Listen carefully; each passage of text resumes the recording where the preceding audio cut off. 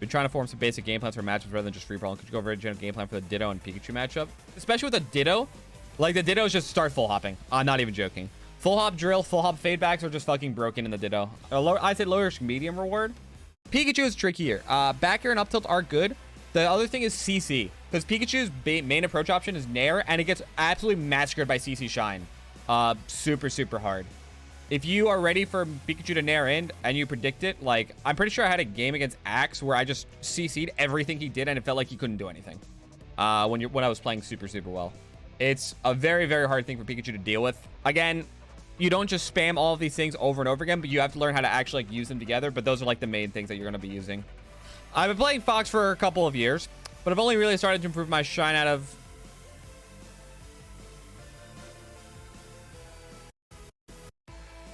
I hate Jaden. I realized who it was after I started reading it. Explain when you short up for approaching, calling stuff out. I see it under platform spaces, how to use it more effectively. The main thing about short up air is that you can shield poke with the second hit if they are trying to shield the eye down to avoid back air shield poke. Fox's back air can shield poke a not full shield, their feet. Normally people counteract that by trying to angle their shield down. And the thing about that is when you angle your shield down, if the first hit of up air hits, it actually resets their shield DI, so the second hit will now shield poke. So there's a mix up there. The only time I really like to use it in neutral is in the corner against characters without Shine, because you can't shield grab up air on shield, but you can Shine out of shield, obviously. And I also use it to call out Sheiks who are trying to wall out with jump really, really hard. A lot of Sheiks try to wall me out with back air, and short up air to call out is the juiciest opening on the planet. How to use up tilt more effectively? So up tilt is used in two ways. Defensively, it's used to call out someone who's trying to move in. Offensively, it's used as a mix-up with like back air, where you're like posturing for back air and then you wave dash it in up tilt to catch them dash dancing or jumping around you. Both of them are really good. The trick to using up tilt is that you shouldn't make it obvious that you're trying to up tilt. Either that or you want to change your position so that they think you're going to up tilt somewhere and you wind up up tilting somewhere else. Otherwise, it is very, very punishable. That's the best advice I can give for using up tilt properly. Change your position so that they don't know where you're going to up tilt, or make it so that they don't know you're going to up tilt and then use it as like a kind of a sneak attack type of thing. Up tilt should be like a sneaky option. It shouldn't be something that you over rely on. You talk about laser mix-ups, proper spacings for certain lasers, take options, and how important CC lasers is. No one really CCs lasers yet. My guess it will be important because obviously reduced lag out of lasers would be huge because it allows you to get more initiative if you and Falco are trying to approach each other. No one really does it yet. I don't know how important it will be. I can obviously speculate, but I don't really want to just speculate, have people try it on, then it's just not really that good. The range that I try to play out with lasers, usually... And again, I may not be the best person at this, so take it with a grain of salt.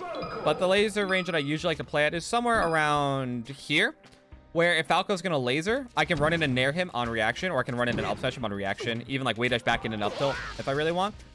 But it's not so fast that if I take over Falco from like this position, this is like really hard for him to get to.